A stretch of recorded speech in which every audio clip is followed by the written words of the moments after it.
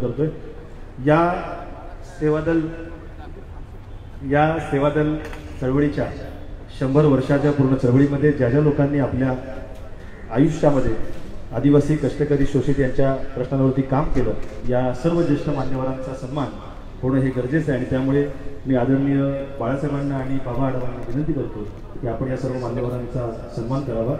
ज्येष्ठ समाजवादी बाळासाहेबांच्या हस्ते कष्टकऱ्यांचे नेते आपल्या सर्वांचे मार्गदर्शक आदरणीय बाबा आढाव यांचा सन्मान इथे होणार आहे। मी आदरणीय बाळासाहेब आंबेडकर यांना विनंती करतो की बाबा आढाव यांचा सन्मान करावा।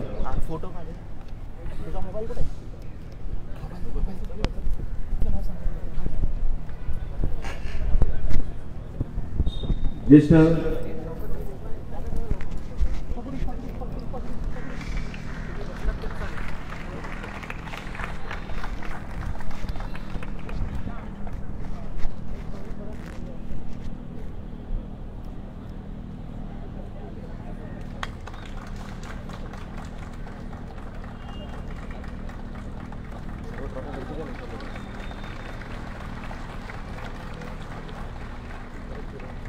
यानंतर भूमिसेनेचे संस्थापक अध्यक्ष आदरणीय कावराम काका दुगडे यांचा बाळासाहेब सन्मान करतील।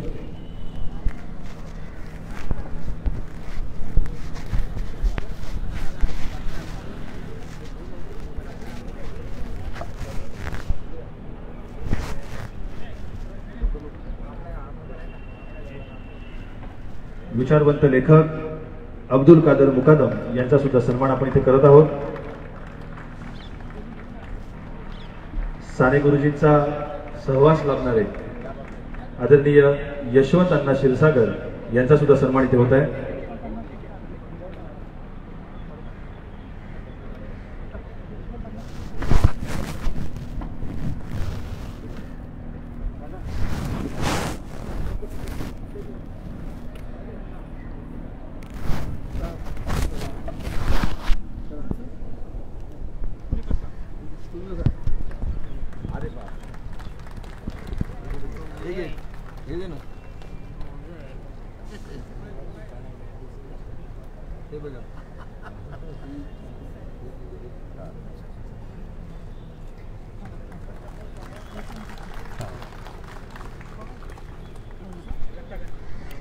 यानंतर आदरणीय दत्ता गांधी सरांचा सन्मान, ज्यांचं वयवर्ष 100 आहे।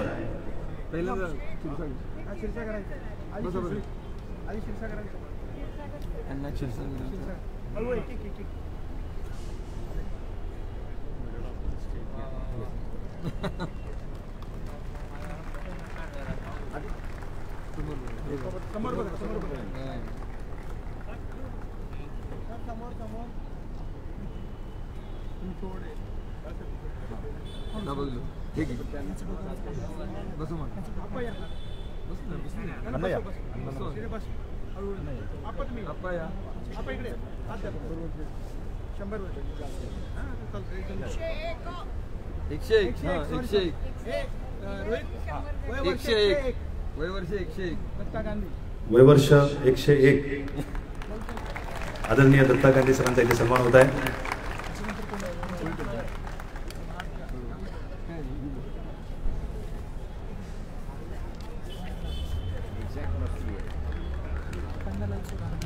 यानंतर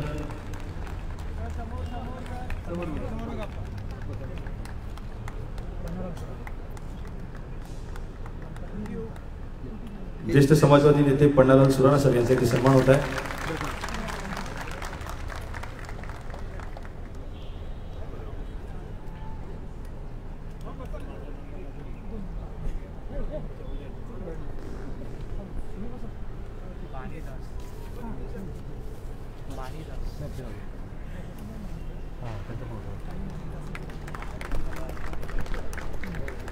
यानंतर श्रीमती बानी मंजिरी दास मॅडम यांचा इथे सन्मान होत आहे।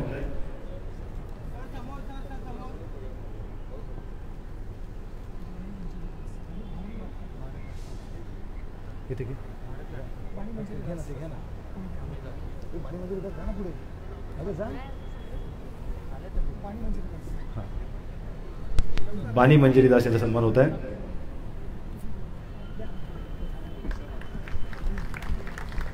यानंतर भारत लाटकर सरांचा इथे सन्मान होतोय।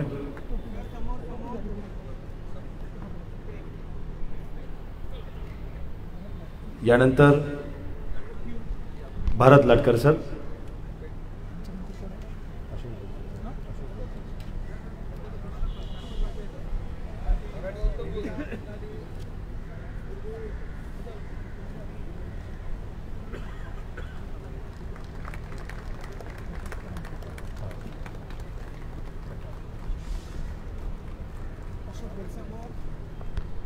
यानंतर अशोक बेलसरे सरांचा सन्मान होत आहे।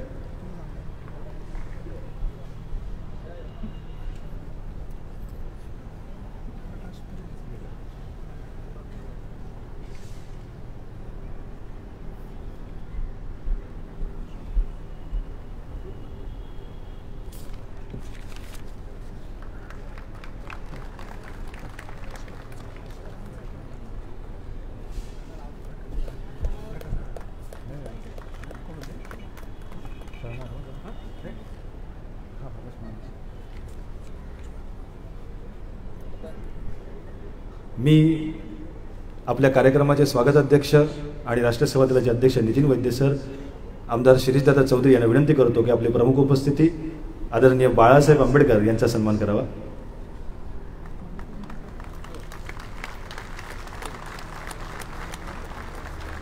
सोबतच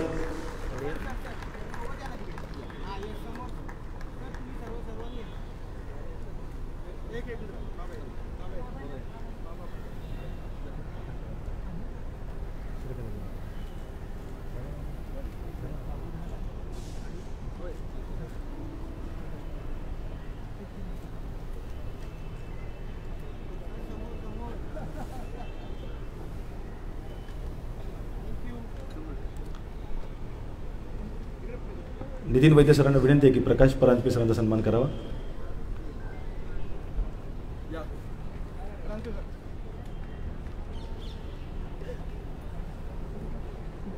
कपिल सर, बाळासाहेब बोलतो।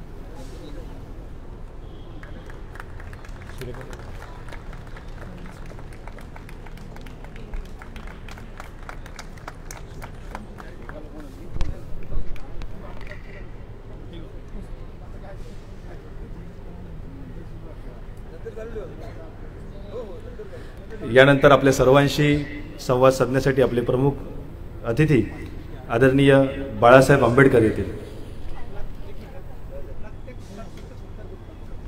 एक विशेष सत्कार बाळासाहेबांच्या हस्ते आपण इथे करूयात। नुकताच रिंगाण यासाठी जो साहित्य अकादमीचा पुरस्कार मिळाला ते आपले सेवा दलाचे सैनिक कृष्णात खोत यांचा इथे सन्मान होत आहे। जोरदार टाळ्यांच्या गजरात त्यांचं स्वागत करावं।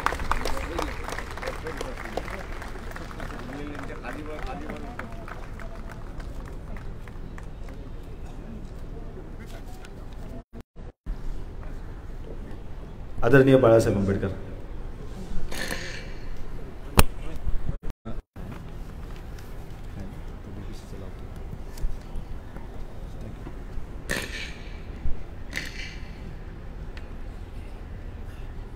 कार्यक्रमाला येण्याच्या अगोदरच कपिल पाटील आणि वैद्य सरांना असताना सांगितलं होतं की संध्याकाळच्या 6:30च्या फ्लाईटने मला निघावं लागेल, कारण उद्या नागपूरला स्त्री मुक्ती परिषद असताना त्या ठिकाणी घेतली आहे आणि अर्धी जबाबदारी त्याची माझ्यावरती आहे आणि म्हणून ती पार पाडण्यासाठी जायचं हे महत्त्वाचं आहे। 125वी जयंती आपण साने गुरुजीची या ठिकाणी आणि त्याच्याचबरोबर संविधान निर्धार सभा असं एकत्र कार्यक्रम या ठिकाणी केलेला आहे। मी असं म्हणेन की काही गोष्टींचं या निमित्ताने पाठीमागे वळून बघणं हे सगळ्यात महत्त्वाचं आहे आणि बस आज तोंडावर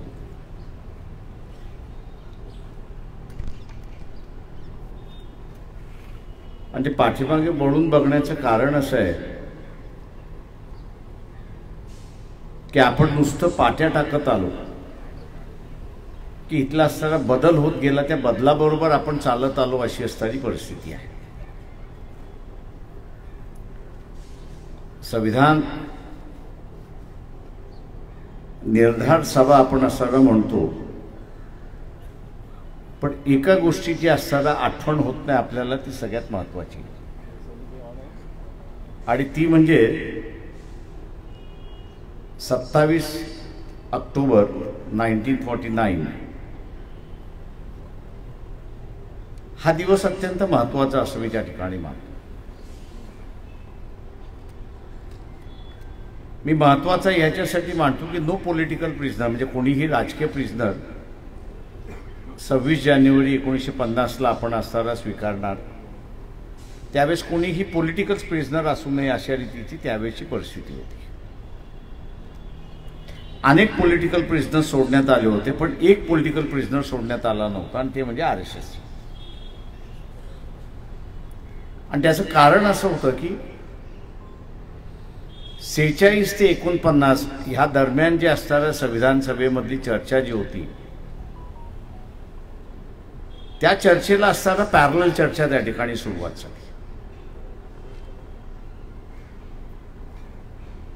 आणि त्या पॅरलल चर्चेच्या शेवटी ज्यावेळेस संविधान स्वीकारणार असं ज्यावेळेस आलं, त्यावेळेस पुन्हा असताना त्या ठिकाणी सांगण्यात आलं की आम्ही हे संविधान मान्य करत नाही. आणि तिथे मी असं म्हणेन की तो इन्सिडेंट आपण विसरलो.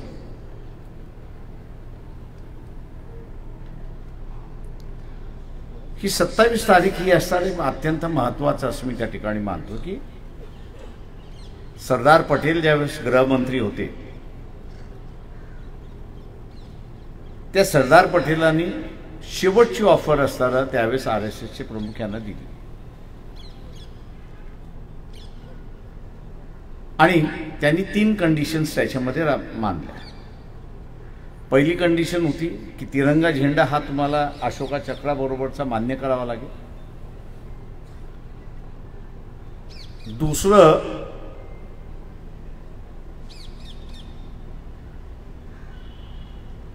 चौदा नाही पण 15 ऑगस्ट हा स्वातंत्र्याचा दिवस म्हणून त्या ठिकाणी मान्य करावा लागेल. आणि तिसरं, जी राज्यघटना आहे त्या राज्यघटनेला तुम्हाला मान्य करावं लागेल. तुम्ही ह्या 3 अटी मान्य करणार असाल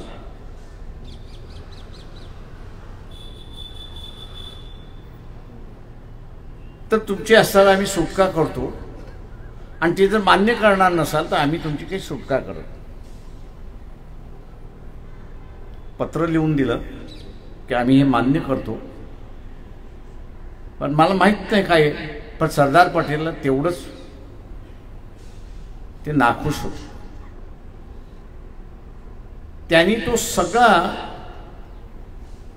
संवाद जो आहे आणि त्याच्यामध्ये झालेलं एग्रीमेंट हे 27 जुलै 1949ला एक GR प्रमाणे त्यांनी असणारं हे केलं. It was a government resolution. ज्यांना ॲडमिनिस्ट्रेशनची माहिती असेल की त्यांना असणारा नोटिफिकेशन आणि GR ह्याच्यामधला अर्थ कळतो.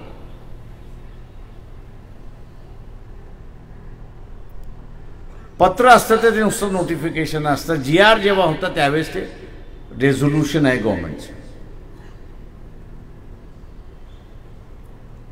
आणि त्याच्याच खाली आपण असताना पाहिलं असेल तर 3 गोष्टी त्या ठिकाणी झाल्या.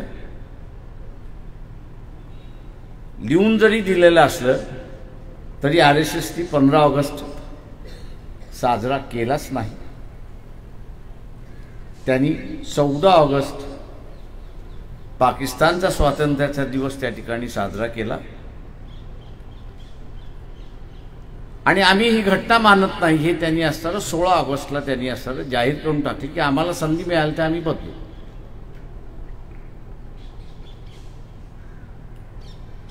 दुर्दैवाने मी असं म्हणेन या संविधानाच्या संदर्भातलं जे वैचारिक भांडण आहे ते आपण लोकांसमोर मांडू शकलेलं नाही.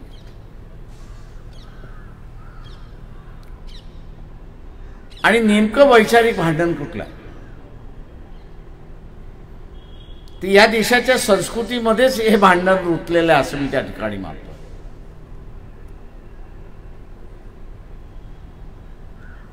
एका बाजूला असणारा विषमतावादी व्यवस्था की जिला आपण वैदिक परंपरा अशी असताना म्हणतो, आणि दुसऱ्या बाजूला इथली असणारी संत परंपरा जी आहे की बंधुभावाची व्यवस्था आपण त्या ठिकाणी मानतो. आपला प्रचाराचा जो आधार होता तो प्रचाराचा आधार संविधान हा आपण असणारा समतावादी आहे, स्वातंत्र्यवादी आहे, व्यक्ती स्वातंत्र्यवादी ह्या विषयावरती आपण असणारा घेऊन गेलो. पण त्याला जे नैसर्गिक अधिकार इथल्या संतांच्या विचारसरणीमधला होता तो देण्यामध्ये आपण विसरलो असं मी त्या ठिकाणी मानतो. तो कदाचित आपण असणारा देऊ शकलो असतो की कुठलीही व्यवस्था ही हवेतून येत नाही, तर ती इनबिल्ट समूहामध्ये असते आणि तीच समूहामध्ये असणारी व्यवस्था ही संविधानाच्या माध्यमातून एक नवीन जीवन मार्ग त्या ठिकाणी सुरुवात केला आणि त्याचं नाव संविधान आहे. हे जर आपण करू शकलो असतो तर मी असं मानतो की आजची आम्हाला संविधानाची निर्धार सभा 70 वर्षानंतर घ्यावी लागते. याचाच अर्थ की हे संविधान अजून समाजामध्ये रुजलेलं नाही, किंवा रुजलं असलं तरी आपल्याला असणारी शंका अशी येते की हे अजून रुजलेलं नाही आणि म्हणून आपण त्या ठिकाणी करतो. मी इथे असणारी जी सगळी ज्येष्ठ मंडळी आहेत, बाबा आढाव आहेत, कपिल पाटील आहेत, नितीन वैद्य आहेत, त्याच्याचबरोबर अब्दुल कादर आहेत किंवा काळूरामजी आहेत, या सगळ्या मंडळींचं असणारं एक योगदान आहे की इथे समतावादी व्यवस्था चालावी म्हणून असणार आहे आणि ती टिकावी म्हणून सुद्धा त्यांनी असणारा प्रयत्न केलेले. आता हा त्यांचा लढा आपल्याला असणारा पुढं घेऊन त्या ठिकाणी जावा लागणार आहे आणि घेऊन जाताना आपल्याला आपले नवे इडियम्स तयार करावे लागतील हे असणारं लक्षात घेतलं पाहिजे.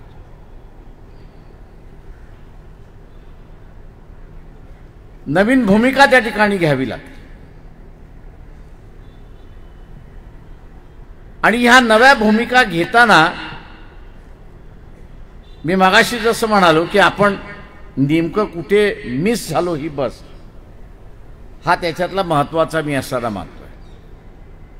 आणि सगळ्यात बस मिस कुठे झाली असेल असं तर मी म्हणत असेल की आम्ही आमच्यावरतीच विश्वास ठेवला नाही, आम्ही नेहमी अवलंबून राहिलो अशी असणारी परिस्थिती आहे. आणि म्हणून आपण बघत असाल की समाजवादी विचारसरणी असेल किंवा मार्क्सवादी विचारसरणी असेल, एका काळी हाईटवरती होती, पण आताच्या असणाऱ्या नव्या पिढीला ती अट्रॅक्ट करू शकलेली नाही अशी असणारी परिस्थिती आहे. आणि तिथेच मी असं म्हणतोय की आपली बस मिस झाली असं मी त्या ठिकाणी म्हणतो. त्याचं कारण असं आहे की हा जो नवीन घडत चाललेला समूह होता, या नव्या घडत चाललेल्या समूहाला आपण वेगवेगळ्या विचारसरणीमध्ये बांधतो आणि त्या वेगवेगळ्या विचारसरणीमध्ये बांधत असल्यामुळे ती त्याची कल्चरल आयडेंटिटी झाली आणि ती हळूहळू कल्चरल आयडेंटिटी त्याची नंतर पॉलिटिकल आयडेंटिटी झाली. पण हीच पॉलिटिकल आयडेंटिटी ज्यावेळेस अंमलात यायला लागली नाही किंवा ती क्षीण व्हायला लागली, त्यावेळेस तो नव्या आयडेंटिटीज त्या ठिकाणी शोधायला लागला आणि त्या नव्या आयडेंटिटीज या ह्याच्यामध्ये त्याला धर्म हा असणारा तिथला आकर्षण मात्र. रिलिजियस आयडेंटिटी ही जी आहे, ही रिलिजियस आयडेंटिटी त्याला असणारा आकर्षण वाटायला लागली आणि त्याचं कारण मी असं म्हणेन की ॲब्स्ट्रॅक्ट ह्याच्यामध्ये आपल्याला जगता येत नाही, वास्तव्यामध्ये आपल्याला जगावं लागतं. आणि वास्तव्यामध्ये जगत असताना त्याचे जे प्रश्न आहेत त्याच्याशी आपण जुळलोत का, हा त्याच्यातला महत्त्वाचा भाग. मी असं म्हणेन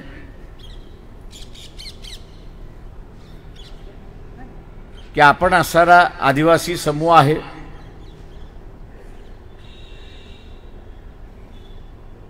त्याचे आयुष्यच एक वेगळं आहे.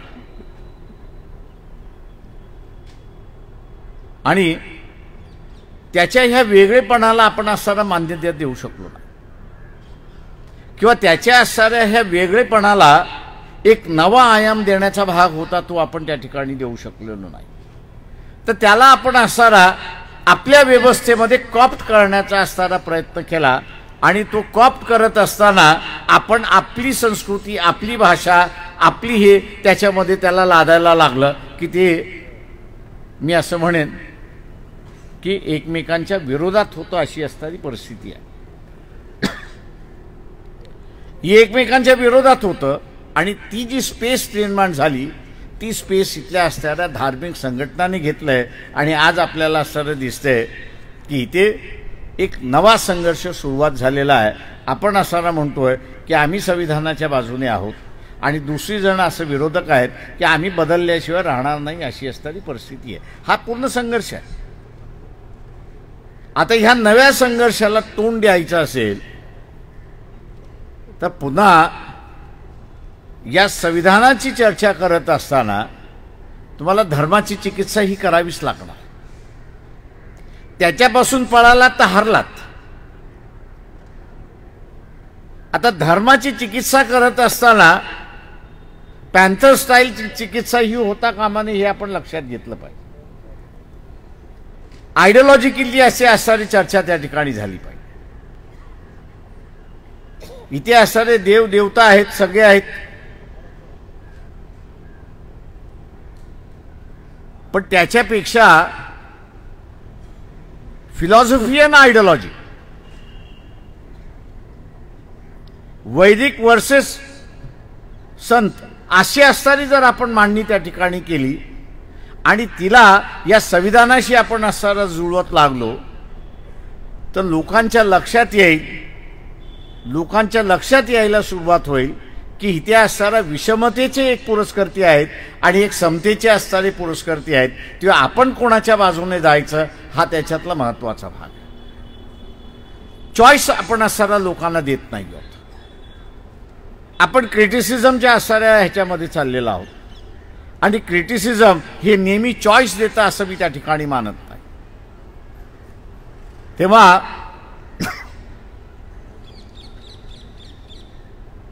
क्रिटिसाइज करण्याच्या ऐवजी माझं ऑल्टरनेटिव्ह काय आहे हे त्याच्यावरती येणं हे भाग आहे. आणि मी आता असं म्हणेन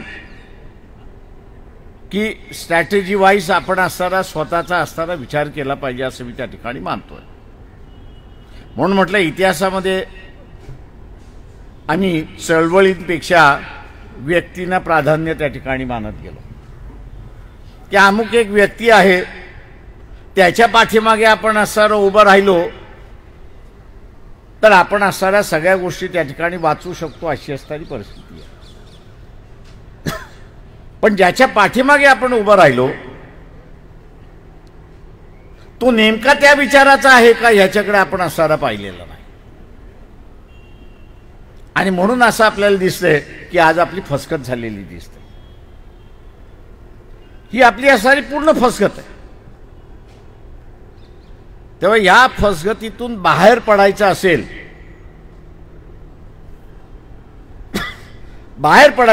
तर आपल्याला असणारं काही ठोस भूमिका ह्या घ्याव्या लागतील अशी असणारी परिस्थिती.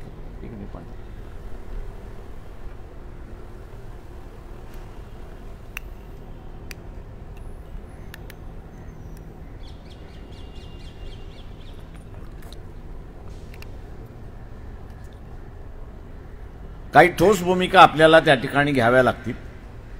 आणि या ठोस भूमिका घेत असताना कोण आपल्याबरोबर आहे आणि कोण आपल्याबरोबर नाही याचा भाग सगळ्यात महत्त्वाचा आहे. तिथे स्ट्रॅटेजायझेशन करणं सुद्धा त्याच्यातला असणारा भाग महत्त्वाचा आहे.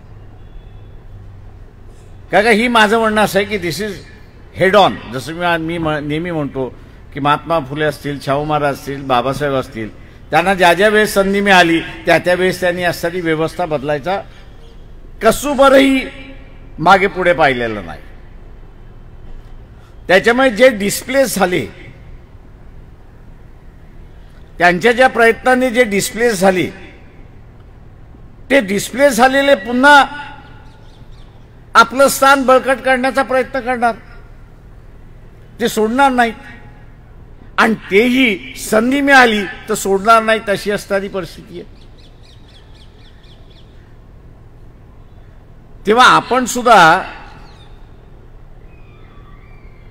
आपल्या स्ट्रॅटेजायझेशनचा भाग हा विचारात घेणं हा त्याच्यातला महत्वाचा आहे.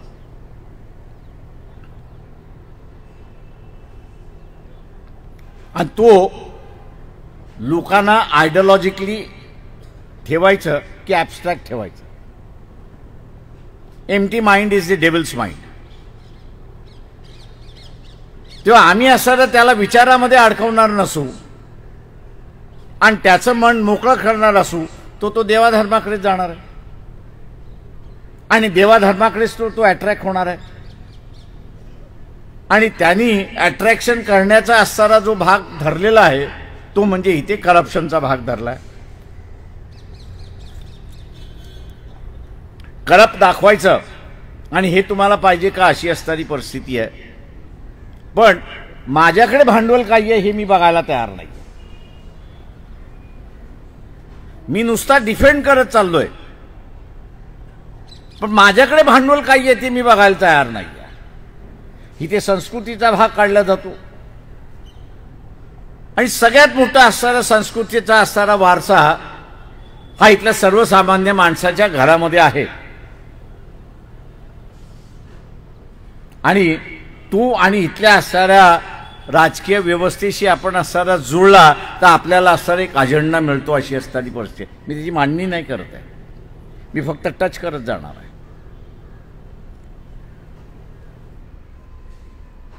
इथे असणारा जो आहे दुसरा वाद इथे असणारा सुरुवात दिसतोय की कल्चरल नॅशनलिझम वर्सेस आपण वाद केला पाहिजे जॉग्राफिकल नॅशनलिझम. कुठलाही देश हा भौगोलिक असतो, हा कल्चरल नसतो. जेव्हा कल्चरल आपण असायला भाग करतो त्या अनेक देशांचं कल्चर तुमच्यासारखं असेल, त्या अनेक देशांचं कल्चर तुमच्यासारखं असेल तर तुम्ही त्यांच्यावरती राज्य करणार आहात का? तुम्ही त्यांना कॅप्चर करणार आहात का? तुम्ही त्यांना एकत्र करणार आहात का? किंवा तुम्ही असणारं फेडरेशन करणार आहात का? याचा असणारा आपण असणारा भाव त्या ठिकाणी केला पाहिजे. किंवा ज्याचा असणारा ऊर बडवला जातोय, उरीचा असणारा जो ऊर बडवला जातोय. मी उत्तर प्रदेशमध्ये 90 साली ज्यावेळेस फिरत होतो संध्याकाळचा, त्यावेळेस तिथला असणारा साधा कॉन्स्टेबल 10 गाड्या झाल्याशिवाय तो सोडत नव्हता. मी एकदा खासदार होतो म्हणून दादागिरी त्याच्यावरती करायला गेलो. त्याला म्हटलं अरे माझी 11वी गाडी जाऊ दे. तो म्हटला नहीं जाने दूंगा, मैं आपको छोड़ नहीं सकता हूं. तो मैंने उससे पूछा भैया क्यों? बोले ये जो गाड़ी आगे और पीछे जो पुलिस की जा रही है इसके रेंज के अंदर सभी गाड़ियां होनी चाहिए, अटैक हुआ तो, इसलिए आपकी 11वीं गाड़ी नहीं जा सकती. आता त्या उरीमध्ये असताना किती गाड्या गेल्या? 80 गाड्या गेल्या. आपल्याकडे डिफेन्स मिनिस्टर नाहीत का?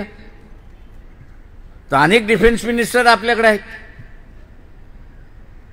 मिलिटरीतला असणारा कॉन्वे आहे की 10 गाड्यांशिवाय कॉन्वे त्या ठिकाणी जाऊ शकत नाही. आपण प्रश्न विचारायला तयार नाहीत, ह्या 80 कॉन्वे गेला कसा?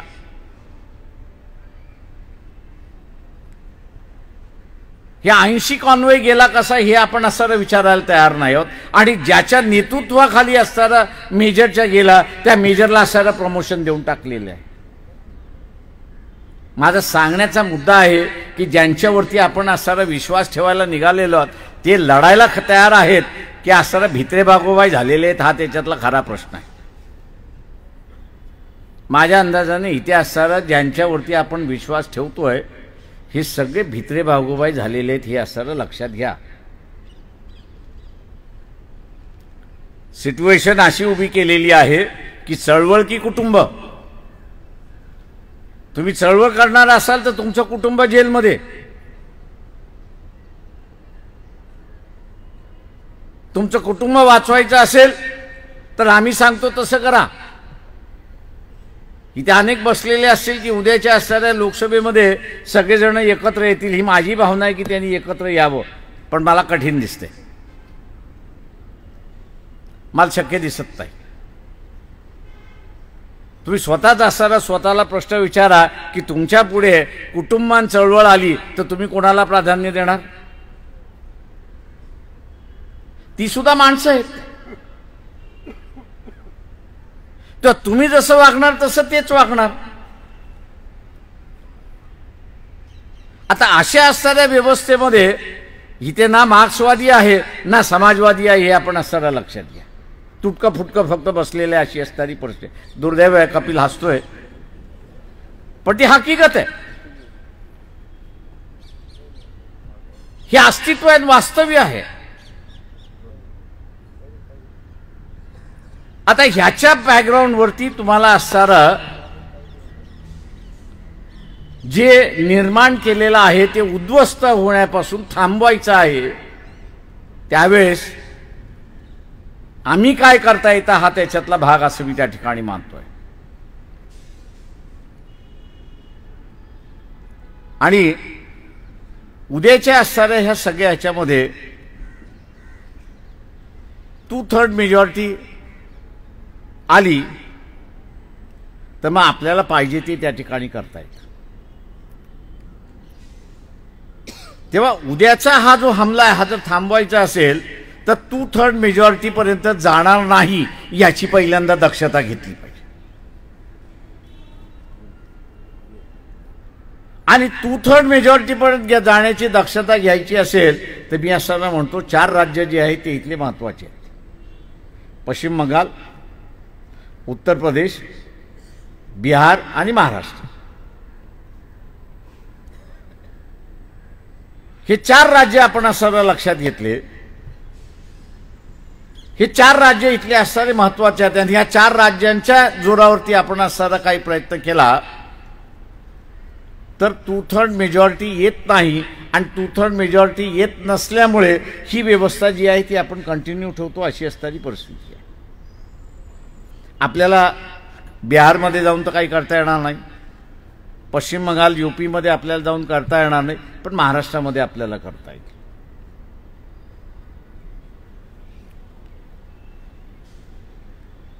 मी एक दुसरं या ठिकाणी मानतो, हे एकत्र येणार नाहीत मान्य, आपण धरून चालू. मी ते गृहीत धरूनच चाललोय की आपण कितीही डोकं आपटलं तरी शेवटी कुटुंबालाच प्राधान्य दिलं जाईल. आणि कुटुंबाला प्राधान्य दिल्यामुळे इथे असणारं एकत्र येतील अशी काही परिस्थिती नाही. किंवा इथे असणारं 77 म्हणजे 75 to 77 हा जो इमर्जन्सीचा काळ होता, त्या इमर्जन्सीच्या काळामध्ये जे कल्पकतेने मुवमेंट चालवल्या गेल्या होत्या ती कल्पकता आता शिल्लक राहिलेली नाही. का जे कोणी आलेला आहे ते चळवळीतून आलेला नाही, तो कुटुंबातून आलेला आहे. आणि तो कुटुंबातून आल्यामुळे त्याची कल्पकता संपलेली आहे. त्याच्यामुळे आता जी त्या काळात सुद्धा इमर्जन्सीमध्ये सुद्धा चळवळी चालत होत्या ना, नाही असं नाही. त्यांचे मेसेजिंग करण्याच्या सिस्टम्स होत्या, त्यांचे आंदोलन करण्याच्या सिस्टम्स होत्या, त्या सगळ्या त्यांनी उभ्या केल्या. पण ती कल्पकता होती त्यावेळेस ती कमिटमेंट होती. आता ती कमिटमेंट दिसत नाही आपल्याला, अशी असणारी परिस्थिती आहे. आणि म्हणून या सगळ्या पार्श्वभूमीवरती आपण असणारा पाहिलं तर कुठेतरी ही जी रिलिजियस आयडेंटिटी आहे, या रिलिजियस आयडेंटिटीला आपण खतपाणी घालता कामा नये किंवा संधी देता कामा नये. ज्याच्या निमित्ताने आयडेंटिटी ही निर्माण केल्या जाते त्याच माणसाला आपण वेगवेगळ्या ठिकाणी विभक्त केलं, मग पॉलिटिकली विभक्त केलं, विचाराच्या नावाने त्याला असणारं विभक्त केलं, किंवा इथल्या कार्यक्रमाच्या नावाने आपण त्याला असणारं विभक्त केलं, तर ही जी रिलिजियस आयडेंटिटीच्या मार्फत जे असणारं या ठिकाणी सत्ता घेण्याचा प्रयत्न चाललाय तो तुम्ही असणारं त्या ठिकाणी थांबू शकता. आणि मी जसं म्हटलं की तुम्हाला हार्ड निर्णय त्या ठिकाणी घ्यावे लागतील. उद्या हे एकत्र येणार नसेल तर आम्हाला असणाऱ्या सगळ्यांना 48 जागा आम्ही लढवल्या पाहिजेत आणि त्याही ताकदीने लढवल्या पाहिजेत. उद्या काय होईल त्याचं असणारा सोडून द्या, पण ही रिलिजियस आयडेंटिटी तुम्ही असणारा क्रॅक करता अशी असणारी परिस्थिती आहे. आणि चळवळीच्या आयडेंटिटी तुम्ही पुन्हा प्रस्थापित करताय, हा सगळ्यात महत्त्वाचा भाग मी त्या ठिकाणी असताना मानतोय. चळवळीच्या आयडेंटिटी उभी राहणं म्हणजेच आजची असणारी आपण जे कार्यक्रम घेतला, संविधानाच्या निमित्ताने जो कार्यक्रम घेतला, निर्धार आपण जो केला तो आपण वास्तव्यामध्ये आणू शकतो अशी परिस्थिती आहे. मला माहिती आहे की माइंडसेट एकदा तयार झालं की ते बदलणं कठीण असतं आणि आपल्या सगळ्यांचा असणारा माइंडसेट असं झालंय की 1 to 1 झालं की आपण हारलो, आपण हरवू शकतो. माझा उलटा प्रश्न आहे, त्या 1 to 1 मध्ये एखादी असणारी घटना अशी घडली किंवा उद्याच्या असणाऱ्या POK मध्ये सैन्य जाते म्हणून असणारं दिलं तर परिस्थिती काय होणार आहे? Give them one more chance, एक संधी अजून द्या. पण आपण हे मांडायला तयार नाही आहोत आज की 370 हे कलम घालवण्यामुळे पुन्हा काश्मीर हा असणारा इंटरनॅशनल केलाय, आपण ते मांडायला तयार नाही आहोत. भारतीय संविधान जर आपण असणारा बारकाईने वाचला असेल तर त्या बारकाईने वाचलेल्या ह्याच्यामध्ये 360 नंतर आपण वाचायला सुरुवात केली तर आपल्याला लक्षात येईल की जे जे करारनामे आम्ही केलेले आहेत ॲज अ ब्रिटिश गव्हर्नमेंट ते तुम्हाला अंमल करावे लागतील. काश्मीरच्या राजाबरोबरचा असणारा करारनामा होता की नाही? हरिसिंग बरोबर ब्रिटिशांचा करारनामा होता की नाही? जाताना त्यांनी जसं इथल्या देशाला स्वातंत्र्य दिलं तसं त्या राजांना सुद्धा स्वातंत्र्य दिलं अशी परिस्थिती आहे.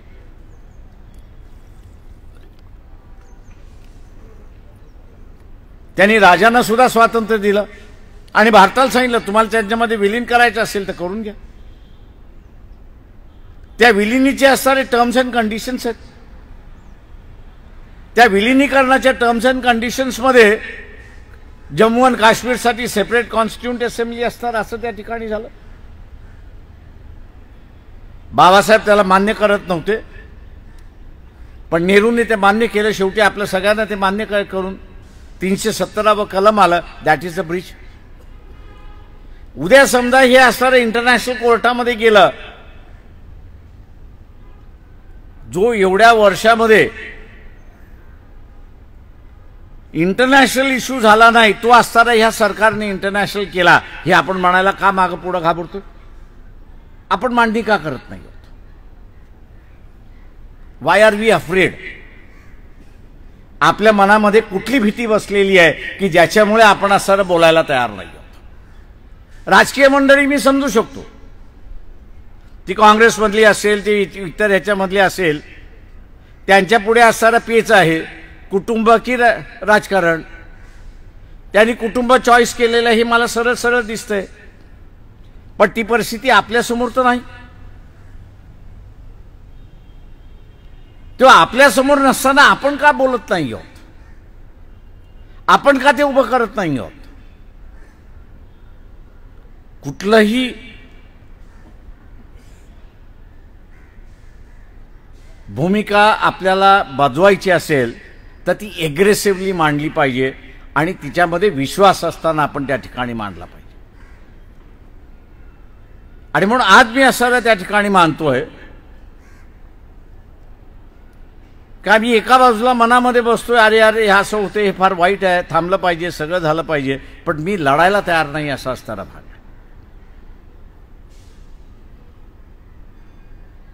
माझं स्वतःचं असणारं एक व्यक्तिगत मत आहे की काही जणांनी बसून उद्याच्या असणारा दिशा कशी असणार ही ठरवली पाहिजे. ती नॉन पॉलिटिकल ऑर्गनायझेशन असेल, पण त्यांनी असणारा ती दिशा ठरवली पाहिजे. आज आपण असणारा ज्यांच्या पुढे मोदींनी असणारा पेच करून ठेवलेला आहे की कुटुंब की चळवळ.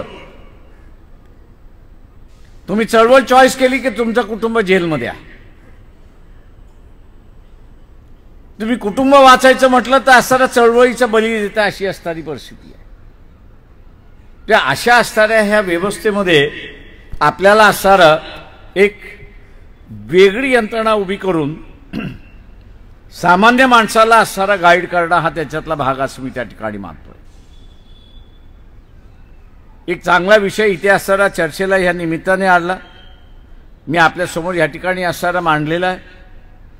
माझ्यानंतरचे असणारे वक्ते याच्यावरती असणारा बोलतील असं मी त्या ठिकाणी मानतो. त्यांचा अनुभव माझ्यापेक्षा असणारा फार मोठा आहे आणि त्या अनुभवातून उद्याची ही परिस्थिती आपल्याला कसं जाता येईल हा त्याच्यातला भाग आहे. आणि उद्या जे संविधान आहे याला असणारा आपल्याला वाचवायचं असेल तर एग्रेसिव्हली आपल्याला असणारा बाहेर पडावं लागेल. नाही तर संविधान दुसरं आलेलं आहे, निर्माण झालेलं आहे. ज्याला कोणाला बघायचं असेल तर त्यांनी असणारं पार्लमेंटच्या लायब्ररीमध्ये जावं. त्याची असणारी एक कॉपी त्या ठिकाणी आहे. आणि जो आमूलगर बदल आहे तो आपल्याला त्याच्यामधला असणारा दिसतोय अशी असणारी परिस्थिती आहे. आणि मी जसं म्हणालो की दिस इज ज्याला आपण इंग्रजीमध्ये फाईट टू फिनिश असं असणारं म्हणतो त्या स्टेजमध्ये आपण असणारा येऊन पोचलेलो आहोत. दिस इज फाईट टू फिनिश. त्याच्या एकतर आपण आपल्या विचारसरणीचा असणारा ह्या देश चालवायचा किंवा त्यांना ज्या विचारसरणीने पाहिजे त्या विचारसरणीने देश चालवायचा आणि तो आपण बघत राहायचं अशी असणारी ही लढाई असं मी त्या ठिकाणी मानतोय. ही लढाई अशी मी त्या ठिकाणी मानतोय क्रिस्टल झालेली आहे. तिथे असणारं दयामाया नावाची असणारी काही गोष्ट नाही आहे. फक्त आपण वाचतोय की आपण कैद होतोय हीच खऱ्या प्रश्न आहे. आणि तो प्रश्न मला वाटतं या निमित्ताने ॲड्रेस केला जाईल. राष्ट्रीय सेवा दलाच्या वतीने तो ॲड्रेस केला जाईल, त्याचा मार्ग काढला जाईल अशी अपेक्षा मी बाळगतो. आपण मला शांततेने ऐकलं त्याच्याबद्दल मी आपल्या सगळ्यांचा आभारी आहे. जय भीम, जय भारत.